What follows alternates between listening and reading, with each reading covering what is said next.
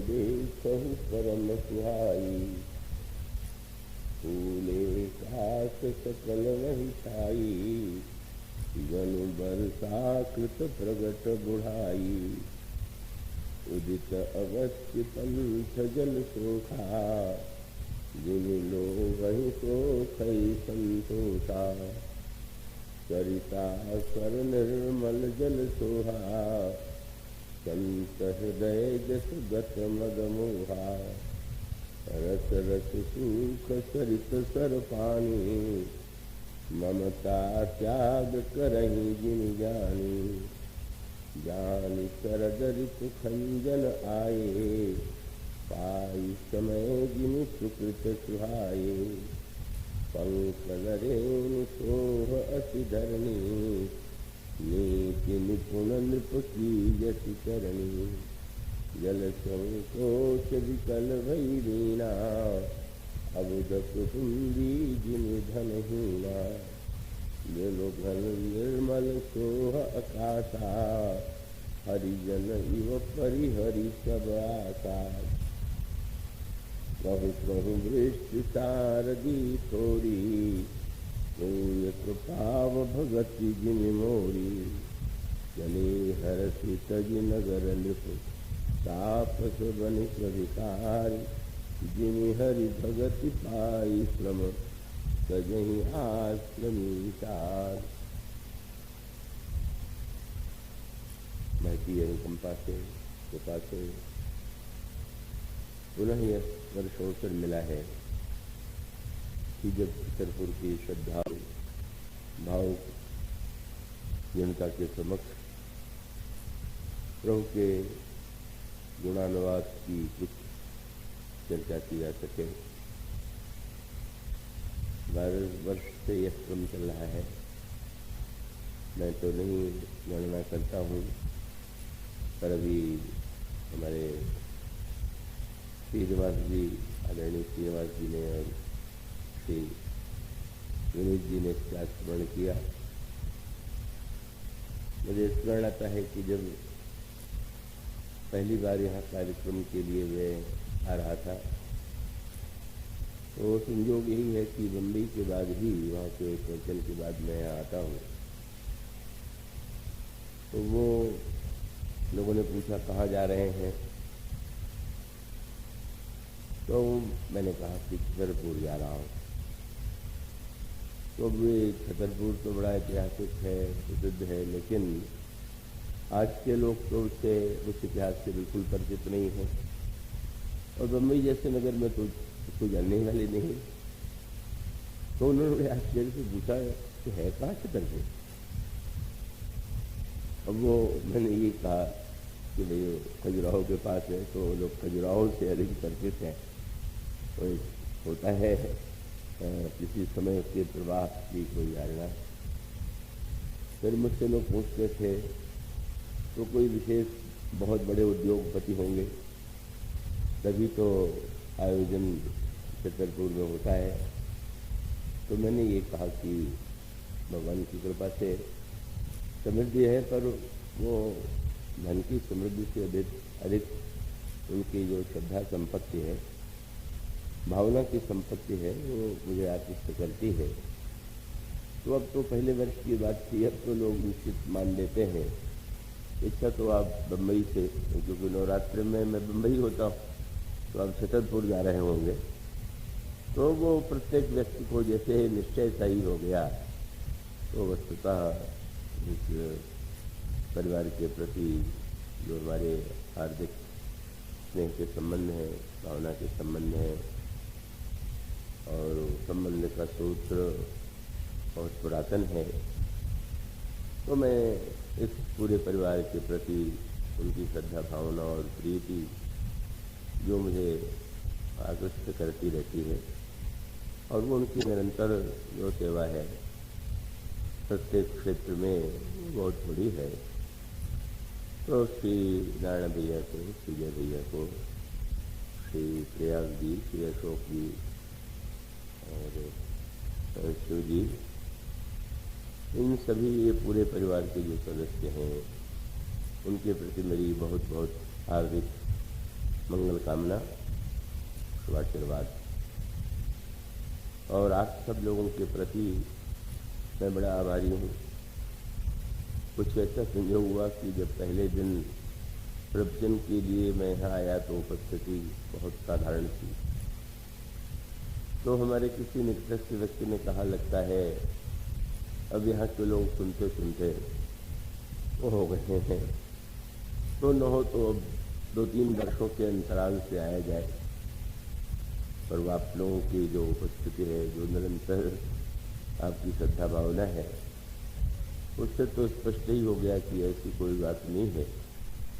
क्योंकि रामायण में भी ये कहा गया है कि भगवान राम का चरित्र सुनते हुए जो अघा जाते हैं वो रस नहीं जानते। रस विशेष रामचरित्र जे सुनत अघाही, तो रस विशेष जाना तिन नहीं। तो अगर आप जो अघा गए होते तो यही मानना पड़ता है कि शायद आप रस विशेष के ज्ञाता नहीं है। पर वो आपकी जो उपस्थिति है, श्रद्धा भावना है, जो निरंतर बढ़ती ही गई है, तो यही सिद्ध करती है कि आप लोग तो सचमुच ही भगवत कथा के रसिक हैं और श्रोता अधिक से अधिक लाभान्वित हों, यह आकांक्षा स्वाभाविक ही होती है। तो मुझे बहुत बहुत अत्यंत संतोष और प्रसन्नता की अनुभूति हो रही है कि आप सब यहाँ एकत्र हुए और आपने भगवत कथा का श्रवण किया, उसका आनंद लिया। हमारे मुंबई से भी सुंदर सेठ जी भी आ गए और भी हमारे जबलपुर से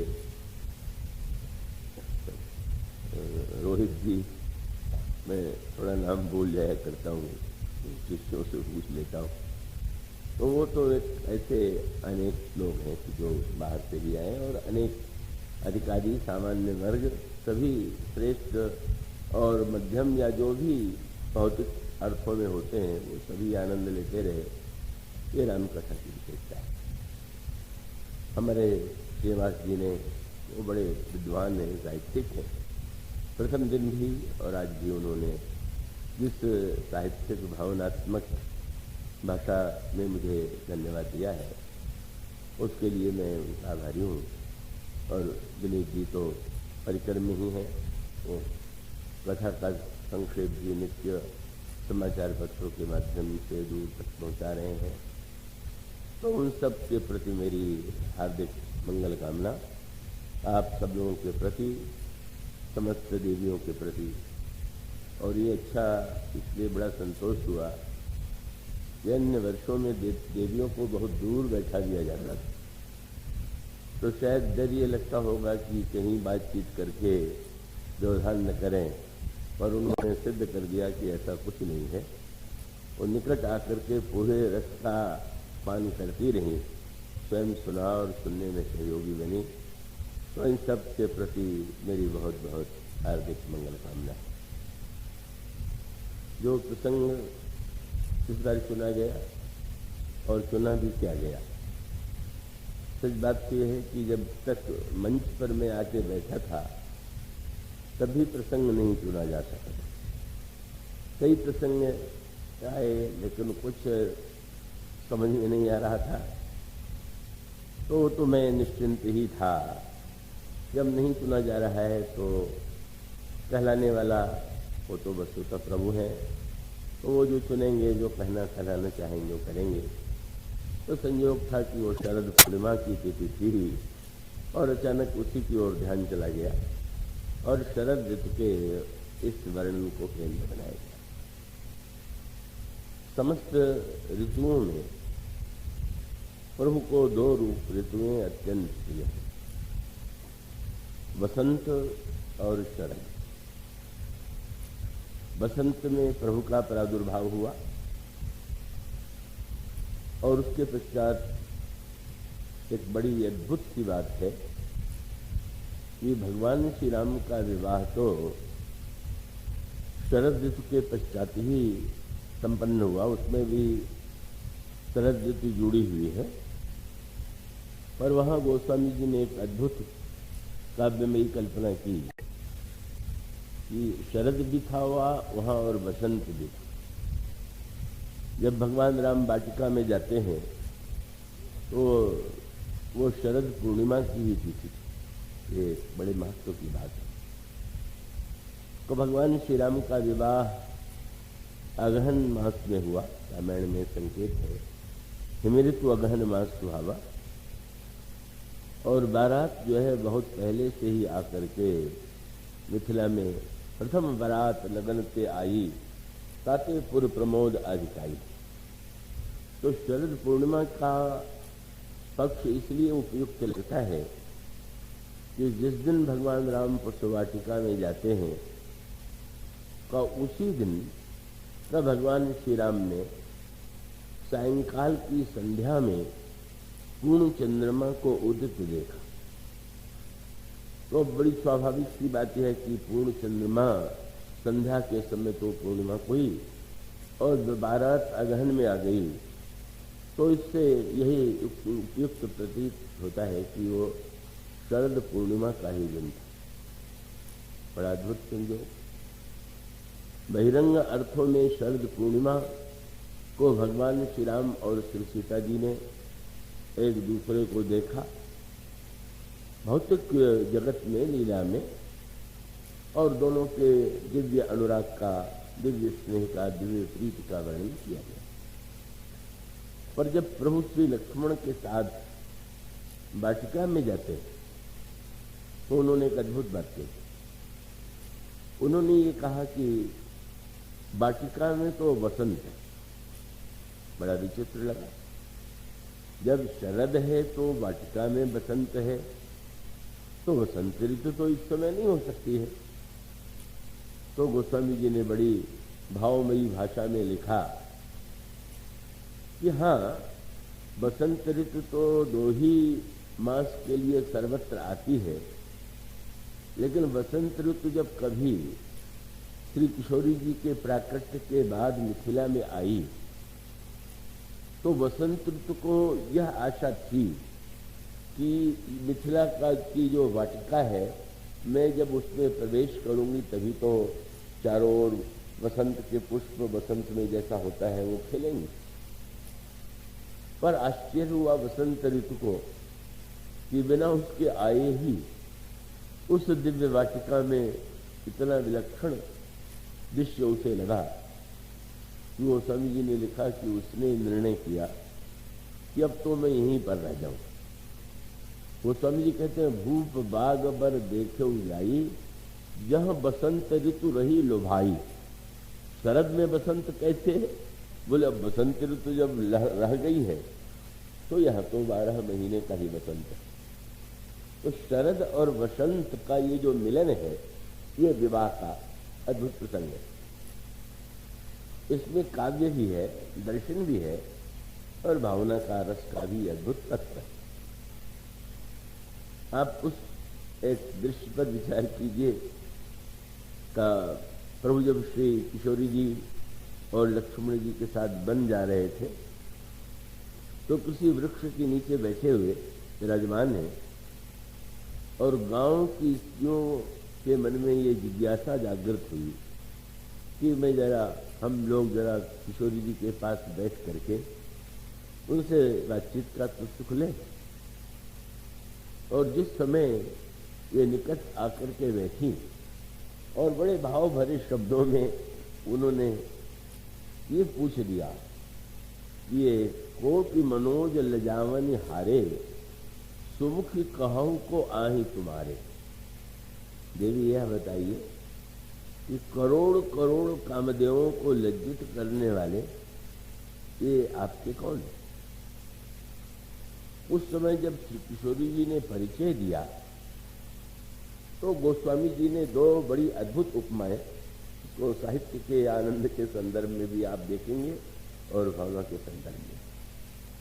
तो वैसे तो अवस्था क्रम से श्री राम बड़े हैं और लक्ष्मण जी छोटे हैं और इसलिए पहले श्री राम का परिचय देना चाहिए और बाद में लक्ष्मण जी। पर श्री किशोरी जी ने क्रम को परिवर्तित कर दिया। पहले उन्होंने लक्ष्मण जी का परिचय दिया। तो गोस्वामी जी ने जब श्री किशोरी जी लक्ष्मण का परिचय देने लगे तो उनके लिए जो शब्द प्रयुक्त किया वो क्या है? वो स्वामी जी कहते सकुच सप्रेम बाल मृग नैनी, बोली मधुर बचन पिक बैनी। कोकिल वाणी, कोकिला की मधुर वाणी जैसे होती है, उसी वाणी में श्री किशोरी जी बोले। तो लक्ष्मण जी के परिचय में ये वाक्य कहा गया कि ये पिक बैनी। भगवान राम का परिचय तो वाणी से दिया नहीं, और भगवान राम का परिचय जब वाणी से नहीं दिया तो नेत्र से दिया। तो नेत्र की उपमा गोस्वामी जी ने पूरे रामायण में वही एक प्रसंग है जिस शब्द का प्रयोग किया। श्री किशोरी जी के नेत्रों के लिए कमल है, मृग शावक के नेत्र हैं, मछली के समान नेत्र हैं, पर यहां गोस्वामी जी उपमा देते हैं बहुरी वदन विधु अंचल ढाकी, और प्रियतनु पितई भौह करी बाकी, खंजन मंजू तिरीछे नैननी, निज पति तिनहि कहो से सैननी।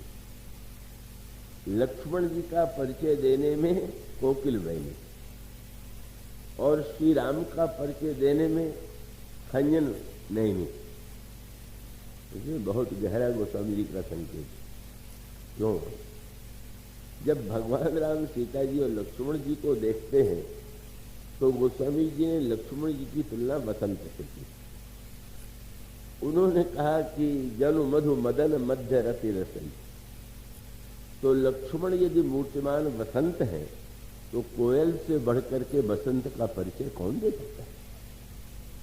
जहां बसंत होगा वहां तो कोकिला बोलेगी, और इसलिए लक्ष्मण जी का परिचय देते हुए वो कोकिल बैनी। और खंजन नेत्र वाली क्यों है? जब गांव की स्त्रियों ने पूछा तो बार बार शरद शब्द का श्री राम के लिए प्रयोग किया। तो वो पूछती हैं कि शरद सरवरी नाथ मुख, शरद शरोरुह नयन। इनका जो मुख है वो तो शरद ऋतु के चंद्रमा के समान है, इनके नेत्र तो शरद ऋतु के कमल के समान है। तो बार बार जब श्री राम ने शरद का वर्णन किया तो अभी जो चौपाइयां आपने पढ़ी है सुनी, उसमें क्या है? भगवान राम कहते हैं कि जब शरद ऋतु आती है तभी खंजन आता है, जान शरद ऋतु खंजन आए, पाई समय दिन सुकृत सुहाए। मानो खंजन के नेत्र के द्वारा शरद के रूप में श्री राम और कोकिल बैनी के रूप में वसंत के रूप में लक्ष्मण जी का परिचय। ये बड़ी अद्भुत रसमयी उद्भावना है, और वो तो विलक्षणता है। तो मैं समझ सकता हूँ कि आप लोगों को बड़ा नया लग रहा होगा। सच बात तो मुझे भी नहीं लग रहा, आज से पहले मुझे भी इसका ज्ञान नहीं था। और उसका अर्थ ये है कि सचमुच ये तो अद्भुत है, और वो मानो उसका मधुर तात्पर्य ये है, वसंत और शरद वैसे भी व्यक्ति को अत्यंत प्रिय प्रतीत होता है, पर आध्यात्मिक अर्थों में भी बसंत और शरद की आवश्यकता प्रत्येक व्यक्ति के जीवन में। और वो वसंत और शरद की आवश्यकता किन अर्थों में? जब भगवान श्री राम के संदर्भ में वसंत ऋतु का वर्णन किया जाता है, जब ये कहा जाता है कि भगवान श्री राम का प्राकट्य वसंत ऋतु में हुआ, तो उसका तात्पर्य क्या है? वो स्वामी जी जो तुलना करते हैं वो वसंत ऋतु की तुलना श्रद्धा से करते हैं। वो स्वामी जी कहते हैं संत सभा चहुदिश अमराई, श्रद्धा ऋतु वसंत समगाई। श्रद्धा वसंत ऋतु है, और इसका सीधा सा तात्पर्य कि हमारे आपके अंतःकरण में का भगवान श्री राम यदि साक्षात परब्रह्म परमात्मा है, यह अखंड ज्ञान है, तो शास्त्रों का कथन है श्रद्धावान लभते ज्ञानम। श्रद्धा के बिना ज्ञान की प्राप्ति नहीं होती। और मानो अगर हम अपने जीवन में, अपने हृदय में, अपने अंतःकरण में भगवान का प्राकट्य चाहते हैं, तो हमारा कर्तव्य है कि हमारे अंतःकरण में श्रद्धा के वसंत का आगमन। और वो अभी जो बात चल रही थी कि गोस्वामी जी ने कहा जनक के बाग में 12 महीने बसंत है। तो मानो संकेत ये है कि भाई बसंत ऋतु में तो 2 मास की का बसंत ऋतु भी ठीक है, लेकिन श्रद्धा का बसंत अगर 2 मासी हो, 12 मासी न हो, तो वो किस काम का। तो इसका अभिप्राय यह है कि जब हमारे अंतःकरण में दिव्य श्रद्धा का उदय होता है, तभी हमारे अंतर जीवन में भगवान का प्रकट होता है। और उसी को गोस्वामी जी ने भगवान राम के विवाह को इसीलिए वसंत ऋतु का रूपक दे दिया। और ऋतु की चर्चा कथा के पहले दिन की गई थी, वो एक अलग प्रसंग था। उसमें गोस्वामी जी ने यही कहा है कि वर्णव राम विवाह समाजू सो मुद मंगल में ऋतुराजू। और फिर गोस्वामी जी ने इसको और व्यापक अर्थ देते हुए रामाज्ञा में कहा कि मधु माधव दशरथ जनक मिलब राज ऋतुराज। मानो ये दिव्य का मिलन जो है दशरथ और जनक का, वो मानो चैत्र और वैशाख महीने के समान मिलन है। और उसमें ये दिव्य विवाह की भक्ति और भगवान का जो मिलन होता है वह भी वहीं पर होता है जहाँ पर अंतःकरण में श्रद्धा होती है। पर शरद ऋतु का अभिप्राय यह है कि जब तक हमारे अंतःकरण में निर्मलता नहीं होगी, भगवान घोषित कर चुके, भगवान ने श्रीमुख से कहा कि मुझे पाने का तो एक ही उपाय है, निर्मल मन जन सो मोहि पावा, मोहि कपट छल छिद्र न भावा। निर्मल मन वाला ही मुझे पा सकता है, मुझे तो कपट छल छिद्र प्रिय नहीं। तो शरद ऋतु को भगवान राम जब शरद ऋतु का वर्णन करते हैं तो बार बार संकेत करते हैं, आकाश कितना स्वच्छ है, नदियों का जल कितना स्वच्छ है, सरोवर का जल कितना स्वच्छ है, भगवान कमल कितना सुंदर शरद ऋतु में खिला हुआ दिखाई दे रहा है। और इन सब का तात्पर्य ये है कि वस्तुतः का ये जो दृश्य है, और अगर उस दृश्य से हम प्रेरणा लें, और प्रेरणा यही है कि हमारे अंतःकरण में श्रद्धा तो चाहिए, पर श्रद्धा के साथ हमारे अंतःकरण में एक साथ जीवन में बसंत और श्रद्धा, बसंत और शरद का यदि मिलन हो जाए, निर्मलता स्वच्छता, इन दोनों का अगर दिव्य मिलन हो, तो इससे बढ़कर के आनंद की कोई स्थिति नहीं हो सकती। और इसलिए आप जीवन में भी यही देखते हैं, आप अगर गंदा वस्त्र पहने हुए हो तो दूसरों को कैसा लगता है, और आपको भी अगर बहुत प्रेम नहीं हो गया है गंदे वस्त्रों से, तो भी आपको भी संकोच लगेगा कि भैया वैसे कपड़े पहन करके तो जाएंगे तो लोग क्या कहेंगे। तो वस्त्र निर्मल हो वो तो होनी चाहिए, पर वस्त्र निर्मल होने के साथ कुर्ता निर्मल हो और बनियान जो की त्यों रहे, ये मनुष्य का ये भी स्वभाव दिखाई देता है। तो उसका अभिप्राय कि हम बाहर से निर्मल दिखलाने की चेष्टा करते हैं, भीतर गंदगी भले ही बनी है। और अंतरंग में बैठ के सोचिए कि नहीं, केवल वस्त्र नहीं, केवल भीतर के वस्त्र नहीं, और भी तो अंतरंग में अगर हमारा मन मलयुक्त है, हमारी बुद्धि में अगर मल है, हमारे चित्त और अहंकार में अगर मल है, तो फिर हम स्वच्छ नहीं। और जैसे मलिनता के द्वारा वो अनेक रोग उत्पन्न होते हैं, इसी प्रकार से जब हमारा आपका मन मलिन होता है, जब बुद्धि में मलिनता आती है, जब हमारा अहंकार मलिन होता है, जब हमारा चित्त मलिन होता है, तब इन सब की मलिनता का बड़ा विस्तृत विवेचन हो सकता है। इसका अभिप्राय यह है कि अहंकार होना अच्छा है कि बुरा।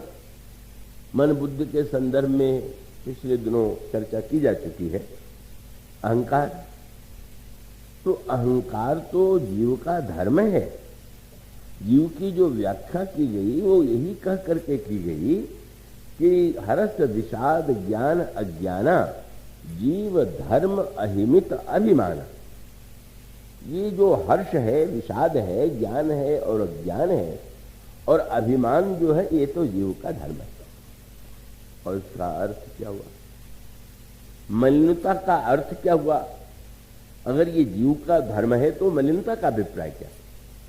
और इसके लिए प्रभु ने वर्षा के और शरद के माध्यम से एक संकेत किया, और वो संकेत यही था, प्रभु ने यही कहा कि आकाश में बादल आए, बादल में जो जल है वो परम स्वच्छ है, किंतु जब वो आकाश से जल पृथ्वी पर गिरता है तो भूमि का स्पर्श होते ही कितना मलिन हो जाता है, कितना गंदा हो जाता है। भगवान राम ने इसको एक दार्शनिक रूप दिया। समुद्र से जल लेकर के मेघ आया, मेघ ने जल बरसाया और उसके बाद फिर जल गंदा हुआ, पर बाद में वो नदियों में गया और नदियों आदि से होता हुआ फिर समुद्र में जाके समा गया। इसको प्रभु ने रूप दिया। वस्तुतः हम लोगों के जीवन में अभिमान किस वस्तु का है?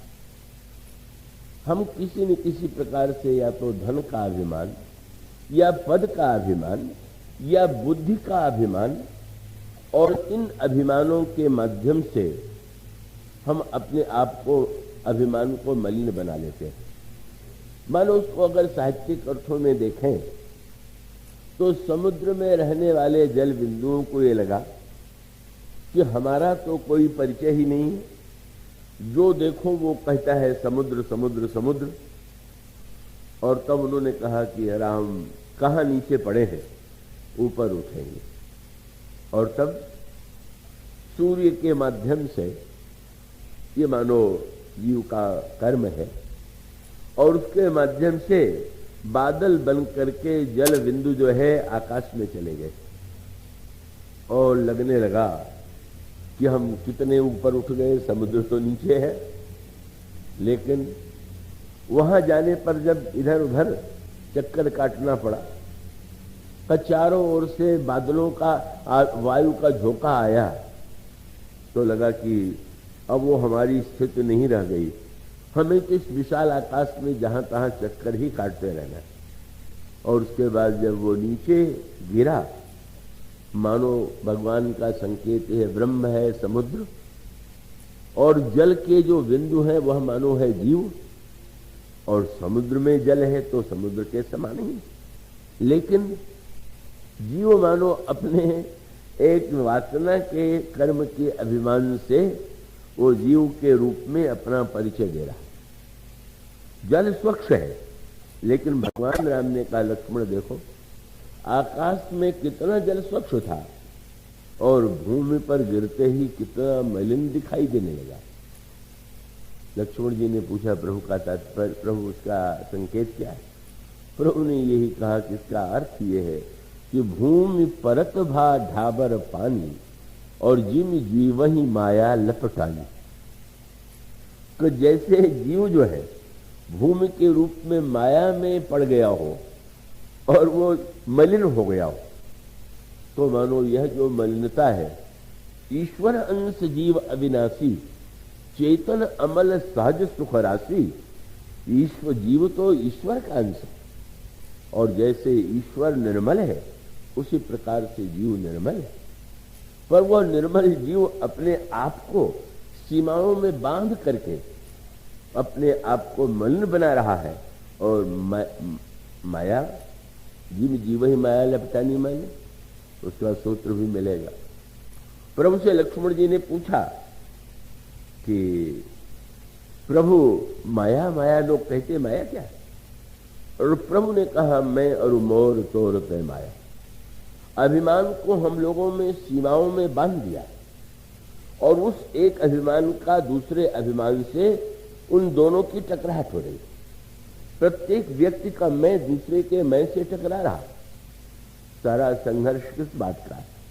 सारा झगड़ा किस बात का है? बस केवल मैं शब्द को लेकर। ये जो हमारा अहम है, वास्तविक अहम को अगर हम जीवन में स्वीकार कर लें तो झगड़ा ही नहीं। वास्तविक अहम माने जब कोई ये कहता है, वेदांत की भाषा है, सोहमस्मि, मैं वही हूं ब्रह्म, और स्पष्ट कह दिया गया। कई वेदांती कहेंगे शिवोहम, कहीं शिवोहम या मैं ब्रह्म हूं, शब्द से दोहरा देना तो और बात, वो तो कोई भी कह सकता है। लेकिन अगर सचमुच ब्रह्म से अभिन्नता का अनुभव हो जाए तो फिर विरोध कैसा है? फिर ये जो मैं है ये द्वंद्वयुक्त तो है नहीं। इस मैं का अर्थ है बस जो कुछ है। प्रभु ने जो व्याख्या किया, ज्ञान क्या है? बोले ज्ञान मान जह एक नहीं, देख ब्रह्म समान सब माई। जब हम यह समझ लेते हैं कि हम तो प्रभु के अंश हैं, तो वो अंश हमारा अभिमान निर्मल हो जाता है। जब कोई अपने मन की वस्तु मांग लेता है तो प्रभु को लगता है कि बहुत बुद्धिमान नहीं, क्योंकि आप जो मांगेंगे वो देंगे। और जब सुतीक्ष्ण जी के समान कोई ऐसा निकल आवे कि आप मुझे देख के मत दीजिए, अपने को देख के दीजिए, इन दोनों में बड़ा अंतर है। तो प्रभु ने तो फिर खजाने खोल दिया, सब दे दिया। आज विवेक तुम्हें दे रहा हूं, ज्ञान तुम्हें दे रहा हूं, सब दे रहा हूं। जब प्रभु दे चुके अविरल भगत विरत विज्ञान हो सकल गुण ज्ञान निधाना, मैं सो दीन सब संशय नहीं, तो अचानक सुतीक्ष्ण जी कहने लगे कि प्रभु जो दीन सो बर में पावा, और अब सो देहु मोहि जो भावा। अब आपको जो अच्छा लगा वो तो आपने दे दिया, अब मुझे जो अच्छा लग रहा है वो मुझे दीजिए। प्रभु मुस्कुराने लगे, अभी तो तुम कह रहे थे कि मुझे मांगना नहीं आता। मांगने कैसे लगे? प्रभु मांगना तो नहीं आता था, पर अभी आपने विवेक दे दिया ना, अब आ गया मांगना। तो मांगिए, क्या मांगते हैं? तो कहने लगे कि जो प्रभु, तदपि प्रभु से प्रार्थना करते हैं कि आप मेरे के बन में बसहु मनसी मम कानन चारी। आप मेरे मन के बन में विचरण कीजिए। बड़े ऐसी विलक्षण वार्ता है, प्रभु को हंसी आ रही है, अद्भुत मिल गया मांगने वाला। उन्होंने सोचा कि अगर मैं प्रभु से ये कहूं कि आप मेरे हृदय के भवन में रहिए, तो प्रभु कहीं ये न कह दें कि आजकल मैं भवन में रहना मेरे लिए संभव नहीं है। पिताजी ने कह दिया है वन में रहने के लिए, तो कहने लगे कि आप समझ लीजिए कि आप वनवासी हैं और हमारा मन वन है। तो तदपि अनुज श्री सहित खरारी बसहु मनसी मम काननचारी। फिर सोचने लगे कि वन तो बना दिया, पर वन में तो केवल 14 वर्ष के लिए है। कहीं ऐसा न हो कि जब वन से चले जाएं तो कहने लगे भाई अब तो वन को छोड़ करके मैं राजमहल में रहूंगा, तो अब मैं तुम्हारे हृदय को छोड़ करके चला जाऊं। तो कहने लगे कि ऐसी कोई बात नहीं, जब तक आप वनवासी हैं तब तक मेरा मन है, मन वन है, और आप जब वन छोड़ के जाने लगे तो मैं जंगल को कटवा के भवन बना दूंगा। उन्होंने कहा जो कौशल पति, दूसरी वही मांग, जो कौशल पति, ये तो वनवासी हैं। बोले जो कौशल पति राजीव नैना करहु सो राम हृदय मम आयना। ये भवन है, इस हृदय के भवन में निवास कीजिए। प्रभु ने मुस्कुरा करके उसे भी कर दिया। पर मुनि जी की तो मांगने की लालसा बढ़ती ही जा रही। प्रभु तो इस अयोध्या में भी निवास तो 11,000 वर्ष ही करेंगे। तो 11,000 वर्ष के बाद संभव है प्रभु मेरे हृदय से चले जाए। कितनी आयु तक मैं रहूंगा ये तो पता नहीं। और तब तीसरी बार मांग किया, क्या? बोले सीता अनुज समेत प्रभु नील जलज तन श्याम मम हिय गगन इंदु इव बसहु सदा निष्काम। जैसे चंद्रमा आकाश में निरंतर निवास करता है, इसी प्रकार से आप मेरे हृदय आकाश में सर्वदा सर्वदा उदित रहिए। इस तरह से मुनि जी ने भगवान को ये मानो वचन ले लिया कि कोई ऐसा समय नहीं होगा कि जब आप मेरे हृदय से दूर जाए, मेरे हृदय को छोड़े। और तब प्रभु ने जब सब हाँ कर दिया तो लगा कि अब तो तुम संतुष्ट हो। लगे महाराज मैं सोचता हूं कि एक वस्तु और मांग लूं, अब क्या बचा हुआ? प्रभु ये तो मैंने अच्छी वस्तुएं मांगा है, पर एक वस्तु ऐसी है कि जो आपसे कोई मांगेगा नहीं और व्यर्थ पड़ी हुई है। सब लोग, कोई व्यर्थ वस्तु पड़ी हो और कोई मांग ले तो मांग लेने वाले देने वाले को क्या आपत्ति होनी चाहिए? क्या बोले प्रभु आज तक आपसे लोगों ने यही कहा होगा कि प्रभु कृपा कीजिए अभिमान नष्ट हो जाए। तो सब लोग जो है अभिमान को नष्ट करने के लिए कहते हैं, अभिमान को कोई लेना नहीं चाहता, आप मुझे अभिमान दे दीजिए। तुम अभिमान मांग रहे हो, कौन सा? अस अभिमान जाय जनि भोरे, मैं सेवक रघुपति पति मोरे। महाराज ऐसा अभिमान मेरे जीवन में कभी न जाए कि आप मेरे स्वामी हैं और मैं आपका सेवक हूं।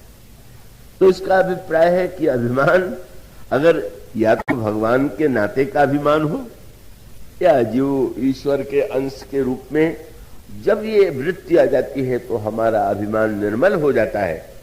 और जब हमारे अभिमान में भौतिक वस्तुओं को जोड़ करके अभिमान, तो वो अभिमान मलयुक्त हो गया।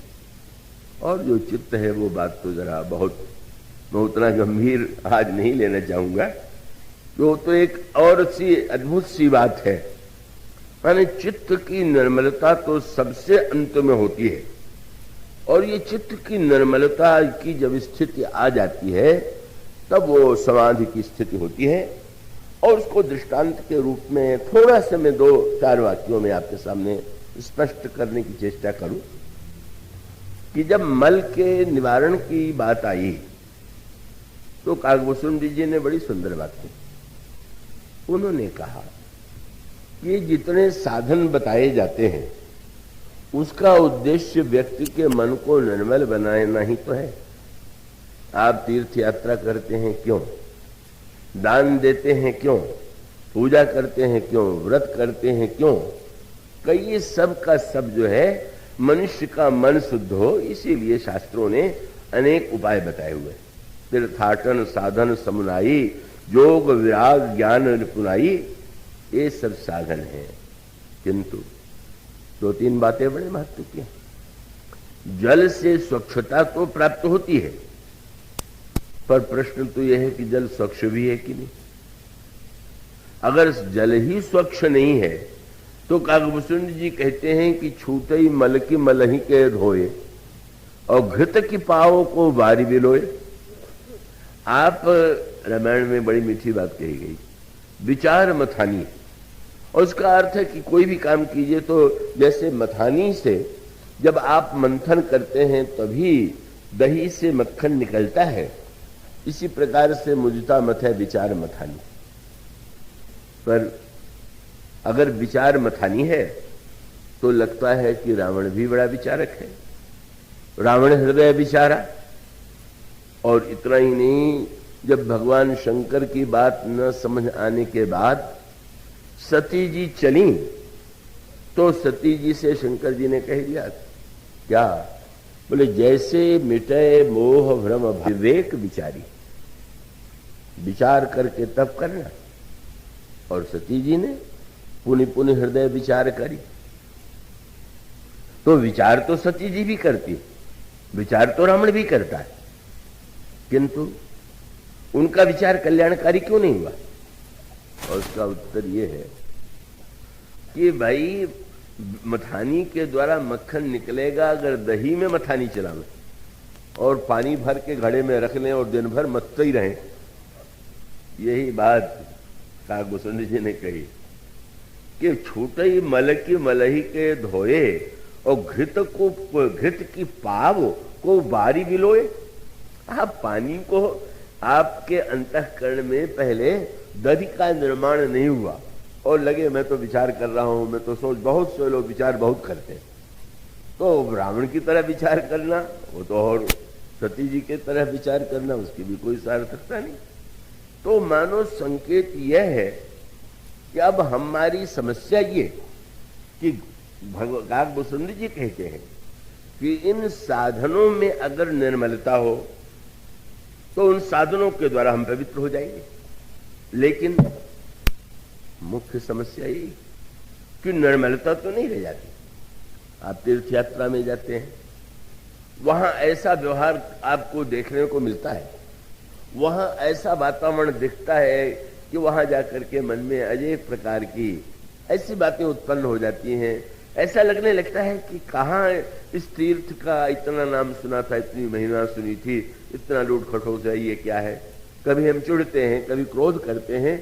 तो इसका अभिप्राय है कि प्रत्येक साधन के साथ कि वो साधन का जो जल है उस स्वयं उसमें कोई न कोई मलिनता मिली हुई।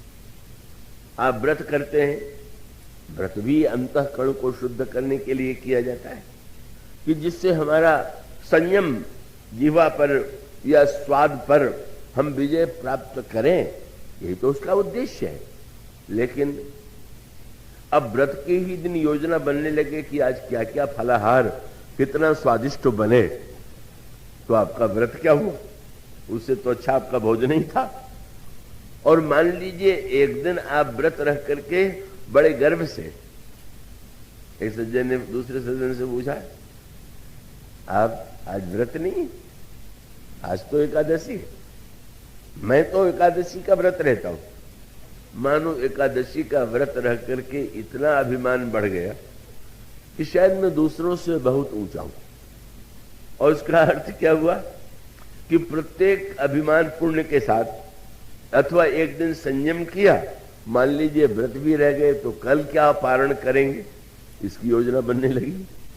मानो प्रत्येक साधन के साथ कुछ न कुछ ऐसी बातें जुड़ गई हैं कि जिससे लगता है कि जल स्वच्छ नहीं।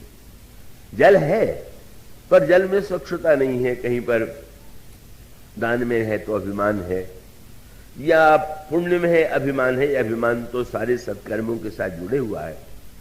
और तब काकभूषुंड जी से पूछा गया, तो इस निर्मलता के लिए जल कौन सा है?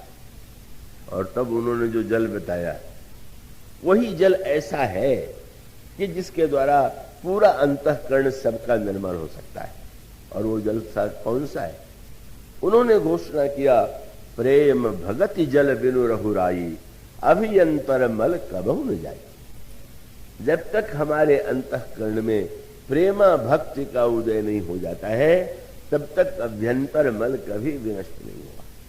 और उसका अर्थ यह है कि सच्चे अर्थों में प्रेमा भक्ति कहने का अभिप्राय यह है कि भक्ति तो सबसे सरल और भक्त सबसे कठिन। सरल तो इसलिए है कि अगर कोई द्रव्य के लिए भी भगवान की पूजा कर रहा है तो भगवान उसको भी भक्त मानते हैं।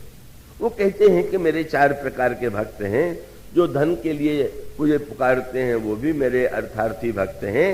जो संकट में पड़ के मुझे पुकारते हैं वो भी मेरे आर्त भक्त हैं। ठीक है, किंतु इतना होते हुए वे प्रेमा भक्ति का तात्पर्य है कि इन वस्तुओं को हम भगवान से चाहते हैं तो भगवान इतने कृपालु हैं कि हमें भक्त मान करके हमारी इच्छा पूरी करते हैं। किंतु ये जो निर्मलता है यह कब आ गई? इस निर्मलता का उपाय क्या है? आप देखिए ना, श्री विभीषण चले लंका से, प्रभु की ओर चले। मन में होने लगा, संकल्प विकल्प आने लगा, मैं जा रहा हूं, प्रभु शरण में लेंगे कि नहीं लेंगे। फिर अचानक लगा, नहीं, पहले भी तो मेरे ही समान व्यक्ति प्रभु की शरण में गए, सुग्रीव, वे भी बड़े भाई के द्वारा संत्रस्त थे, मैं भी बड़े भाई के द्वारा सताया गया हूं, उन्हें शरण में लिया तो मुझे भी लेंगे। अब फिर कल्पना आगे बढ़ी, प्रभु ने सुग्रीव को शरण में लिया तो बाली का वध किया, मुझे शरण में लिया तो ब्राह्मण का वध करेंगे। और जब इतनी कल्पना बढ़ी तो धीरे से लोभ ने कहा कि जब प्रभु ने बाली का वध किया तो सुग्रीव को राज्य दिया, तो अब रावण का वध करने के बाद तो राज्य मुझे ही देंगे। ऐसे धीरे से वासना मन में बैठ गई। यही होता है, कैसे धीरे से आ जाती। गए, जब प्रभु को दूर से देखा भी तो दूर ही ते देखो दो भ्राता, नैनानंद दान के दाता। दिखाई भी पड़े तो दान के दाता के रूप में दिखाई पड़े। यद्यपि कोई सिंहासन पर तो बैठे नहीं थे सोने के, कि छत्र लगा हो और हीरा मोती हो और किसी को लगे कि दान के दाता है। अब जो मृगचर्म पर बैठे हुए हैं, जिनके शरीर पर वलकर वस्त्र है, उनको देख करके दान का दाता समझना अपनी आंखों की बात है। कामना है तो उसी रूप में दिखाई देते हैं। और प्रभु मिले और उनके लिए तो वो तो प्रभु बड़े प्रसन्न होकर के कभी किसी का ये कह के तिरस्कार नहीं करते हैं, कह रहे तुम तो मांगने के लिए आए हो, तुम तो बड़े स्वार्थी हो। हम लोग ये शब्द कह सकते हैं, पर प्रभु तो इतना सम्मान देते हैं। जिस समय आपने भीषण को देखा और भीषण जी ने प्रभु के चरणों में प्रणाम किया, ये कह करके नाथ दशानन कर में भ्राता, निश्चर वंश जन्म सुर त्राता, सहज पाप प्रिय तामस देहा, जथा उलू कहीं तम पर नेहा, श्रवण सुयस सुनि आयं, प्रभु भंजन भवभीर, त्राहि त्राहि आरत हरण, शरण सुखदर होगी। प्रभु ने सुना, तुरंत आप गए और आपने अपनी भुजाओं के द्वारा दीन बचन सुनी प्रभु मन भावा, भुज विशाल ग्रही हृदय लगावा। आपने अपने विशाल भुजाओं से भीषण को उठा करके हृदय से लगा लिया।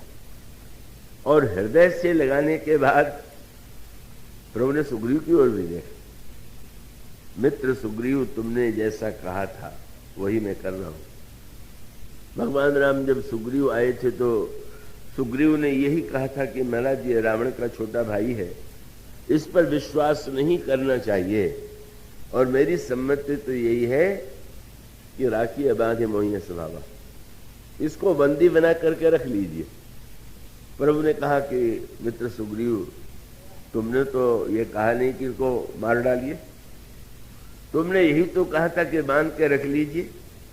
तो मैं तो सोचता हूं कि सचमुच बांध के रखूं, लेकिन बांधने के लिए तो मेरी भुजाओं का बंधन ही सबसे श्रेष्ठ है। इसको ऐसे प्रेम बंधन में बांध लूंगा कि कभी यहां से नहीं जाएगा। और हृदय से लगाने के बाद प्रभु ने तुरंत कहा, कहू लंकेश, लंका के राजा कहिए। वो ये नहीं तुम बड़े इच्छा लेके आए हो, ये नहीं कहा कि तुम्हारे स्वार्थ से आए हो। कहू लंकेश सहित परिवारा, कुशल कुठाहर वास तुम्हारा, खल मंडली बसहु दिन राती, सखा धर्म निबहे के भांति। प्रभु प्रशंसा करने लगे। उस समय भीषण जी ने एक बात कही और बड़ी मधुर बात। उन्होंने कहा, प्रभु मैं ये नहीं कहूंगा कि मेरे मन में लोभ नहीं था, पर था कहूंगा, अब नहीं है। क्यों? उन्होंने शब्द यही कहा कि उर कछु प्रथम वासना रही, लेकिन कब तक? बोले जब तक दूर ही ते देखो। जब तक जीव ईश्वर को दूर से देखता है तब तक तो वासना लेके जाता है, पर अब बोले प्रभु वह जो चरण, वो जो वासना थी क्या हुई? प्रभु पद प्रीति सरित सो वही। आपके चरणों के जल से वो वासना समाप्त हो गई। अब मेरे अंतःकरण में कोई कामना नहीं है। यही है प्रेमा भक्त।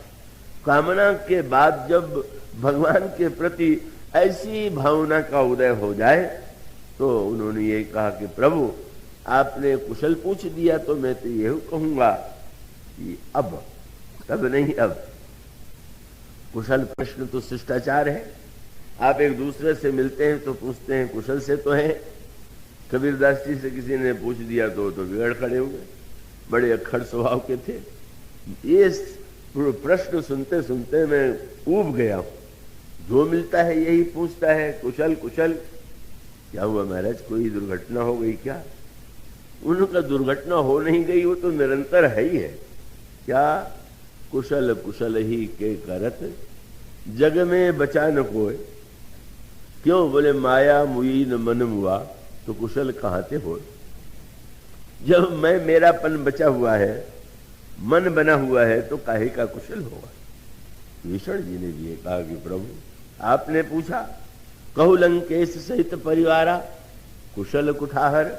बोले अब पद देख कुशल रहुराया, जो तुम कीन जान जन दाया। तब लगी कुशल न जीव कह, सपन हूं मन विश्राम। जब लगी भजत न राम कह, शोक धाम तज काम। और तब बोले तब लगी हृदय बसत खल नाना, लोभ मोह मच्छर मद माना। जब लगी हियन बसत रघुनाथा, धरे चाप साय कटिहा था। प्रभु मेरे अंतःकरण में सब कुछ रहा हो, लेकिन आप जब हृदय से लगा लें, स्वयं हृदय में आज मेरे हृदय में कोई वासना नहीं है, कोई इच्छा नहीं है, बस आपके चरणों को छोड़ करके। हाँ, ये प्रभु बड़े उदार हैं। प्रभु ने कहा तुम्हारे मन में इच्छा नहीं, पर मेरे मन में तो है भाई। क्या? बोले मैं तो तुम्हें राज्य दूंगा, तुम्हें इच्छा भले ही ना हो, जतप सखा तब इच्छा नहीं, लेकिन मम दर्शन अमोघ जगमाई। मित्र तुम जरूर राज्य ले लो। क्यों? अपने लिए नहीं, मेरा यश बचाने के लिए। मेरे लिए बहुत प्रचार हो गया है कि इनका दर्शन हो तो अवश्य देते। अब मैं तुम्हें कुछ नहीं दूंगा तो मेरा तो नाम डूब जाएगा। तुम कृपा करके स्वीकार कर लो। भगवान कितने उदार हैं, कितने संसार में मांगने वाले के प्रति हमारे मन में बार बार मांगे तो अनास्था हो जाती है, लेकिन प्रभु इतने उदार हैं कि नहीं। कब वो कहते हैं कि तुम तो लंकेश के रूप में राज्य करो।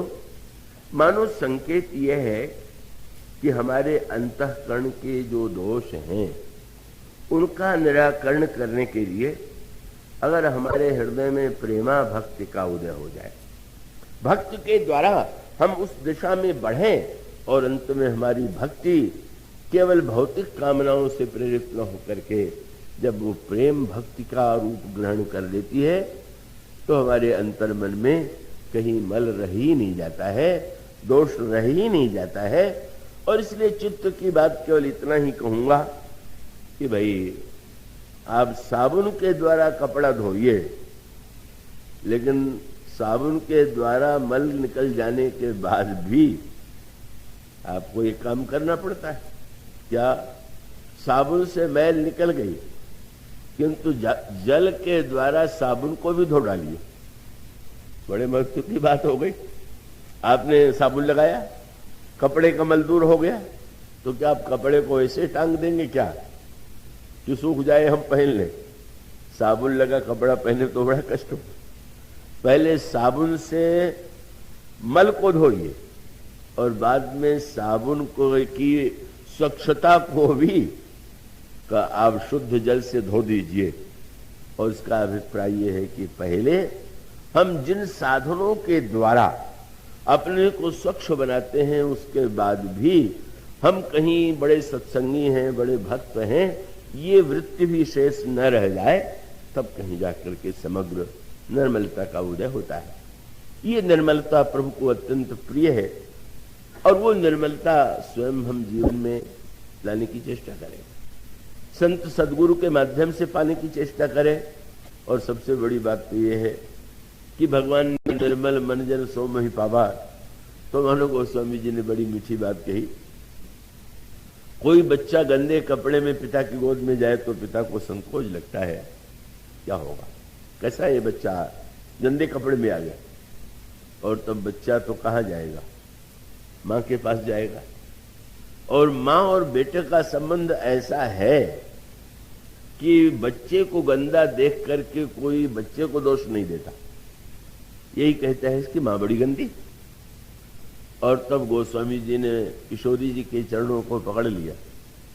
वो तो कह रहे हैं कि निर्मल मन जन सो मोहि पावा, पर ये निर्मल बनाना तो आपकी कृपा से ही संभव है। आप कृपा करके इस बालक को स्वच्छ बना दें। साधन है तो साधन कीजिए, और असमर्थता है तो व्याकुल होकर के गोस्वामी जी ने यही कहा कि प्रभु आप भले ही स्वीकार कर लें, पर अगर मेरे जीवन में दोष होंगे तो आपकी भक्ति पर कलंक लगेगा, इसलिए कृपा करके आप मुझे ऐसी भक्ति दीजिए कि जिसमें इन विकारों का अभाव। तो अनंत कथा, और उस अनंत कथा को तो कभी पूरा कर सकना किसी के लिए संभव नहीं हुआ, और मेरे लिए तो कोई बात ही नहीं है, क्योंकि मैंने कहा वो कोई ऐसी बात नहीं है कि सचमुच मैं कविता के रूप में या नम्रता के रूप में कह देता हूं कि मैं नहीं बोलता हूं। वो सचमुच ही है कि मुझे तो ये पता भी नहीं होता क्या बोला जाएगा, कैसे बोला जाएगा। एक वक्ता ने मुझसे पूछा, अच्छा ये बताइए कि बोलने जाने के पहले क्या करना चाहिए? तो मैंने कहा कि अध्ययन करो पुस्तकों का, ग्रंथ। वो मेरे पास 2-3 दिन रहे थे, बोले मैंने तो आपको दिन भर में कभी अध्ययन करते नहीं देखा। तो मैंने कहा मेरी भूल मत दोहराना, मैं तो यही कहूंगा चुप जाके बैठ जाओ मंच पर और जो बुलवा में वो बोलो। उसने यही कहा कि लो सत्यानाश करने पर तुले हुए, बिना सोचे जाके बैठ जाएंगे। मानो सचमुच ये लगता है कि बिना हमारे प्रयास के, प्रयास भी महत्वपूर्ण है, प्रयास का मार्ग ही सबके लिए है, पर मैंने तो उस मार्ग का अनुभव नहीं किया। और जैसा मैंने कहा, हमारे मैत्री शठ जी ने एक दिन कह दिया कि यहाँ तो बम्बई से भी श्रेष्ठ कथा हो रही है। तो मैंने कहा मेरे बस में तो कुछ नहीं है। अब बम्बई में वो जो कहलावे, छतरपुर में कहलावे, वो तो कहलाने वाला जाने। अगर यहाँ के लोगों को उन्होंने ज्यादा अधिकारी मान लिया तो मैं कौन होता हूँ उसमें रोकने वाला। तो भाई ये प्रभु की कृपा से ये आनंददायक उत्सव, और उत्सव तो कभी कभी विराम उसका होता ही है।